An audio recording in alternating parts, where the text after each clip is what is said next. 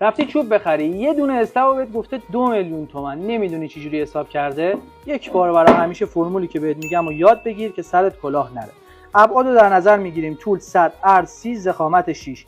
اینا رو در هم همین شکلی ضرب کن. 100 ضرب در 30 ضرب در 6. متر مکعب از چوب فروش بپرس متری چقدر؟ ما فرض میکنیم 35 میلیون تومان. 35 رو خالی ضرب کن مساوی عدد به دست اومده به تومنه، یعنی این قطعه چوب با این ابعاد میشه 630,000 تومان. حالا این ابعاد چقدر از یک متر مکعبه؟ 2 تا صفر از هر کدوم بنداز. 100 میشه 1، 30 میشه 3 دهم و 6 میشه 6,000. ابعاد به دست اومده میشه 18 10,000 یک متر مکعب.